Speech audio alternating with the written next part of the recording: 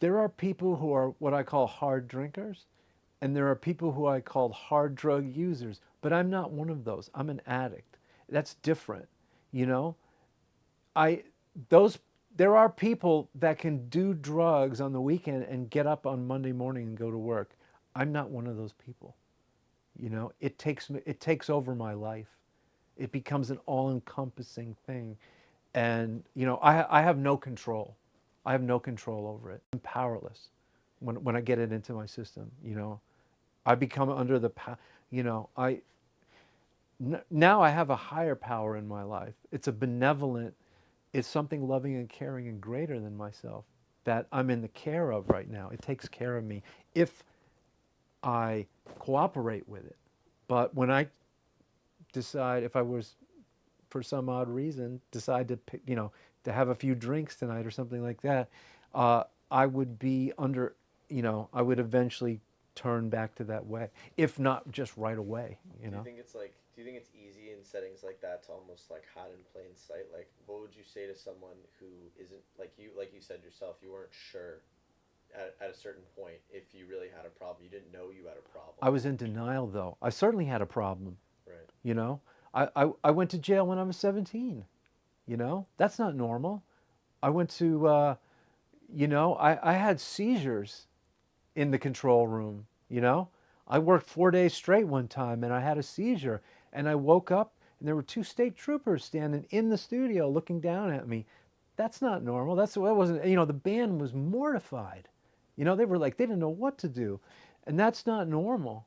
You know, it was, it was, you know, they wanted to work with me, but I was so arrogant that I'm like, well, I'm going to get high and do my drugs while I work with you. And that's just the way it is. You want to work with me? This is who I am. And I was an arrogant person, in that way, uh, because I mean, I just, because drugs were more important than anything.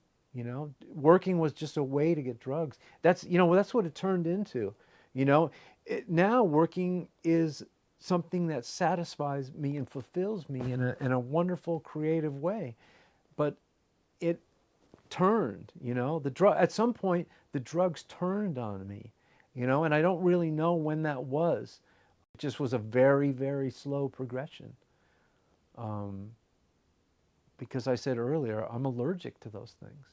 Like you know, I feel different when I have a sip of beer or a sip of wine than a non-addict does. I firmly believe that. You know, Addiction is a disease of the mind. But it also has physical, emotional, and spiritual components as well. The spiritual thing is I become completely self-centered, and that's when I can be in complete denial about something, or I'll lie to you I'll lie to you to protect my using, or to hide my using, or I'll minimize it. Any kind of, there's such a wide, many grades of that kind of deception, but it comes with the addiction.